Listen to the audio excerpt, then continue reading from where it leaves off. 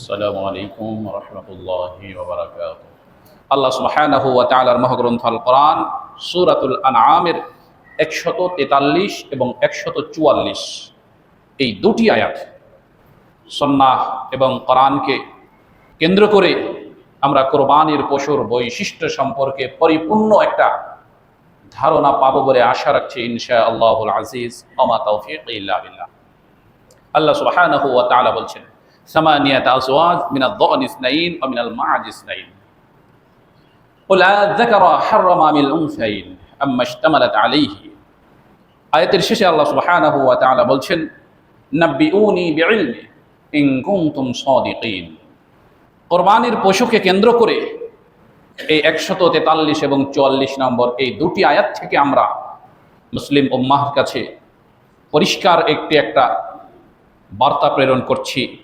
সেটা হচ্ছে কোরবানি প্রদান করব আমরা ওট দিয়ে, গরু দিয়ে, মহিষ দিয়ে, ছাগল দিয়ে, হরিণ দিয়ে, দম্বা দিয়ে, ছাগি দিয়ে, গাভী দিয়ে, উটনি দিয়ে।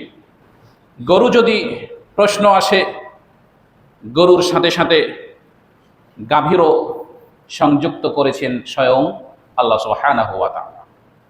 যদি খাসির কথা আসে, খাসির সাথে ছাগি যেগুলো ছাগলে বাচ্চা দেয় সেটার কথা উল্লেখ করেছেন স্বয়ং আল্লাহ সুবহানাহু ওয়া তাআলা। এক কথায় নর হোক মাদি হোক, যেটা আমরা বুঝি, নর হোক মাদি হোক, এই সকল প্রাণীগুলো দিয়ে আমরা কোরবানি জবেহ করব, কোরবানির পশু ক্রয় করব, কোরবানির বিষয়টিকে আমরা স্পষ্ট করব, যেটা আল্লাহ সুবহানাহু ওয়া তাআলা মহাগ্রন্থ আল কোরআনে বলেছেন, যেটা বিশ্বনবী মুহাম্মদুর রাসূলুল্লাহ সাল্লাল্লাহু আলাইহি সাল্লামের হাদিস থেকে আমরা খুব সুন্দরভাবে স্পষ্টতর পেয়ে যাই। আব্দুল্লাহ ইবনে হিশাম রাদিয়াল্লাহু তাআলা আনহু থেকে বর্ণিত, তিনি বলেন রাসূল সাল্লাল্লাহু আলাইহি ওয়াসাল্লাম বলেছেন ইদাহা বিশাতি ওয়াহিদাতান আন জামি'i আহলিহা। রাসূল সাল্লাল্লাহু আলাইহি ওয়াসাল্লাম কুরবানি করলেন একটা। এখানে কয়েকটি হাদিস বর্ণনা করব, অনেকগুলো হাদিস আছে।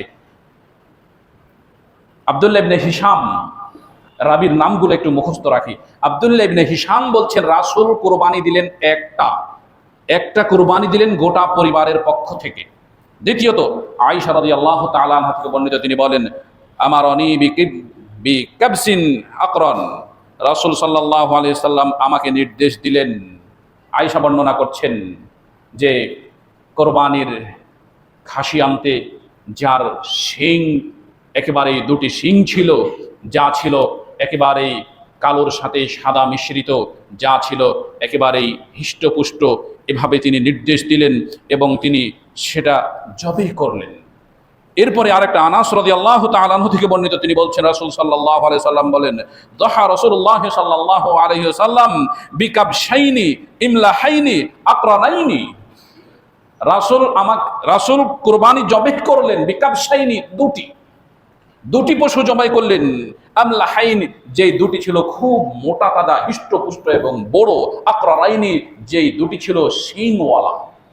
আপাতত তিনটি হাদিস, এক আব্দুল্লাহ ইবনে হিশাম, দুই আয়েশা রাদিয়াল্লাহু তাআলা আনহা, তিন আনাস রাদিয়াল্লাহু তাআলা আনহা।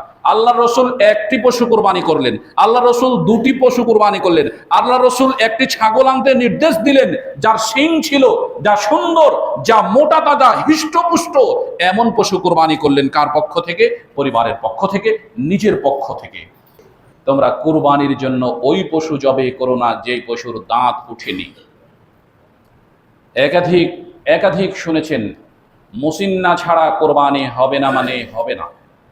এরপরেও আমরা পশু কিনতে যে প্রশ্ন করি, খাসিওয়ালা বলছে, গরুওয়ালা বলছে 2 বছর পূর্ণ হয়ে গেছে, খাসিওয়ালা বলছে 1 বছর পূর্ণ হয়ে গেছে, খুব সুন্দর আছে, হিষ্টপুষ্ট আছে, নিয়ে নিলে হবে নাকি? এটা হচ্ছে ইবাদত, এটার নাম হচ্ছে আল্লাহর নিকট পৌঁছে যাওয়া, এটা হচ্ছে আল্লাহর নির্দেশ, এটা হচ্ছে রাসূলের নির্দেশ। নির্দেশটা কি করেছেন সেখানে আমাদেরকে সবচেয়ে বেশি 1 নম্বরে প্রাধান্য দিতে হবে। রাসূলের নির্দেশটা কি? রাসূলের নির্দেশ অনুযায়ী যদি না পাই, তাহলে আর কি কোনো নির্দেশ আছে? তখন পরবর্তীতে খুঁজবো। রাসূলের নির্দেশ কি? তোমরা দাঁতওয়ালা পশু ব্যতীত কোরবানির জন্য জবেহ করো না। মানুষ সাধারণত দাঁতে দাঁতে মানে দাঁত উঠে যে দাঁত পড়ে, 7 বছর, 8 বছর, 9 বছর, 10 বছর। একটা উট সাধারণত দাঁতে 5 বছর, 6 বছর। গরু সাধারণত দাঁতে 3 বছর, 2 বছর পার হয়ে যে 3 বছর। খাসি সাধারণত দাঁতে 1 বছর পার হয়ে যে 2 বছর। আপনি যদি আপনার বাড়িতে গরু, খাসি, ওট, দুম্বা পুষে থাকেন, তাহলে এটা তো জানবেন, এর সাথে সাথে এটাও বলতে পারবেন সত্যি সত্যি আমার খাসির বয়স 14 মাস, 13 মাস, 15 মাস, 1.5 বছর হয়ে গেছে, কিন্তু দাঁত উঠেনি। এত সুন্দর হৃষ্টপুষ্ট, এত সুন্দর দাঁতওয়ালা, এত সুন্দর শিংওয়ালা, এত সুন্দর চোখ, আমি এটা কি করে বিক্রি করে দিয়ে আরেকটা দিতে পারি? এটা তো আমার মায়ার জিনিস, এটা তো আমার মহব্বতের জিনিস, এটা দেন। আপনার উদ্দেশ্যতে কোনো ঘাটতি নেই এখানে। আপনি কিনতে গেছেন, আমি তো জানি না, আপনি তো জানেন না যে সত্যি তার 12 মাস হয়েছে না হয়, সত্যি কি গরুর বয়স 2 বছর হয়েছে কি হয়নি। এখন তো বহু প্রক্রিয়াজাত করতে করতে এমন কিছু করেছে, একটা গরুর বয়স 1.5 বছর হলে আপনাকে 5 বছরের মতো দেখিয়ে ফেলছে। একটা বকরি, একটা খাসির বয়স যদি 6 মাস হয়, আপনাকে 1 বছর, 1.5 বছরের মতো দেখিয়ে ফেলছে। আপনি কি করে ধরবেন? যদি আপনাকে প্রশ্নই করে, আপনার উদ্দেশ্যে তো কোনো ঘাটতি ছিল না, কোরবানির নিয়াতে কোনো ঘাটতি ছিল না, তুমি দেখেছো যে দাঁতেনি, রাসূলের নির্দেশটা না মেনে হিষ্টপুষ্ট দেখে 7 মাস 8 মাসের খাসি নিয়ে এসে কোরবানি করেছো, তুমি জানো যে দাঁতনি, মানুষের কথায় বিশ্বাস করে রাসূলের হাদিসটাকে তুমি অমান্য করেছো কেন? প্রিয় উপস্থিতি, আমরা এগুলো পরিষ্কারভাবে জানি, জানার পরেও আমরা একাধিকবার ভুল করি। কেন ভুল করি? আমরা আমাদের উদ্দেশ্যটাকে কোরবানি করতে পারছি না। কোন উদ্দেশ্যটা? ওই যে নিজের সার্থকতার উদ্দেশ্যটাকে আমরা কোরবানি করতে পারছি না, যার কারণে এই ভুলগুলো একাধিকবার আমরা করেই যাই, নিজের মতামতকে প্রাধান্য দিয়েই যাই। নিজের মতামতকে প্রাধান্য দেওয়া বন্ধ করতে যদি আমরা পারি, তাহলে অবশ্যই দেখা যাবে আমি আপনি সফল হয়েছি, আমার আপনার কোরবানি সফলতা এসেছে। অগ্রিম আলোচনা করছি এজন্য যে আমরা যেহেতু অন্তত পক্ষে শহরে বসবাস করি, আমাদের কোরবানি সাধারণত শতকরা বলাই যেতে পারে শতকরা 98 বা 99 জনের কোরবানি নেই মানে আমরা গরু, ছাগল, মেষ, ভেড়া, দুম্বা, খাসি এগুলো পুষি না। কি করি? আমরা 2-5 দিন আগে কিনেই দিই। এখনো যেহেতু আমাদের মাঝে মোটামুটি 18 থেকে 20 দিন সময় আছে, আমরা কেউ কিনিনি এখনো। যেহেতু কিনি নাই, সেহেতু নিজেদের যতগুলো দুনিয়াবি, পারিবারিক এবং সেই সাথে সাথে ব্যক্তি স্বার্থ আছে, এই দুনিয়াবি, পারিবারিক এবং ব্যক্তি স্বার্থকে কুরবানির আগেই জবাই করে দিয়ে এমন ভাবে একটা পশুকে ক্রয় করতে হবে, এমন ভাবে একটা পশুকে কিনতে হবে, যেই পশুর মধ্যে কোনো খুঁত থাকবে না, যেই পশুর মধ্যে হাদিস কোরআন থেকে যতগুলো বৈশিষ্ট্য চাওয়া হয়েছে, সকল বৈশিষ্ট্য আমার জানা মতে অবশ্যই যেন নিখুঁত হয়। তার ভিতরে কি? অবশ্যই যেন শিংওয়ালা হয়, অবশ্যই যেন দাঁতওয়ালা হয়, অবশ্যই যেন তার চামড়া কাটা, নেজ কাটা, কান কাটা না থাকে, অবশ্যই সেটা যেন কানা না হয়, অবশ্যই সেটা যেন পা কাটা না হয়, অবশ্যই সেটা যেন মেদ শূন্য না হয়।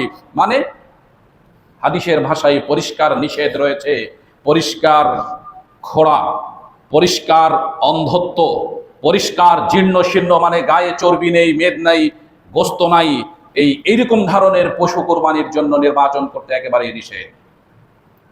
অতএব যেহেতু আমরা এখনো প্রস্তুতি নিইনি, পরিকল্পনা নিয়েছি, প্রস্তুতি সম্পন্ন করিনি, সেহেতু আমরা আমাদের পরিকল্পনার মধ্যে যদি আমাদেরকে কিছু পরিবর্তন করতে হয়, আমরা পরিবর্তন করতে রাজি আছি। কেন রাজি আছি? আমরা দ্বীনের স্বার্থে পরিবর্তন করতে রাজি আছি। কেন রাজি আছি? আমরা মুহাম্মদ সাল্লাল্লাহু আলাইহি সাল্লামের হাদিসকে প্রাধান্য দিতে আমাদের পরিকল্পনার পরিবর্তন করতে রাজি আছি। কেন রাজি আছি? আমরা আমাদেরকে আল্লাহর কাছে, আল্লাহর নিকটবর্তী পৌঁছে দেওয়ার জন্য আমরা আমাদের পরিকল্পনার সামান্যতম পরিবর্তন করতে আমরা রাজি আছি, অন্য কোনো উদ্দেশ্যে নয়। পরিবেশ পরিস্থিতি নিয়ে আমরা আলোচনা করি এজন্য যে সঠিক দিনটা পৌঁছাতে হবে, এটা হচ্ছে যেমন আমাদের দায়িত্ব, সঠিকটা মানতে হবে, এটা হচ্ছে আমাদের প্রত্যেক মুসলিম উম্মাহর দায়িত্ব। অতএব কোরবানি একটা বিশেষ ইবাদত, যে ইবাদতটি আমাদের সামনে আসছে, যে উদ্দেশ্য হচ্ছে একটাই, কোরবানি একটা তাকওয়ার বিষয়, উদ্দেশ্যের বিষয়, আমরা আসল তাকওয়াটা, আসল উদ্দেশ্যটা আল্লাহ সুবহানাহু ওয়া তাআলার কাছে পৌঁছাতে পারি। রব্বুল আলামিনের কাছে জোরালোভাবে আবেদন করছি, নিবেদন করছি, প্রার্থনা করছি রব্বুল আলামিন অন্যান্য সকল যতগুলো কোরবানি করেছি সবচাইতে ভিন্ন একটা পদ্ধতি নিয়ে, আমার 100% তাকওয়া নিয়ে, 100% ফ্রেশ মন নিয়ে এবারের কোরবানিটা করার তুমি আমাদেরকে তৌফিক দান করো। আল্লাহুম্মা আমিন।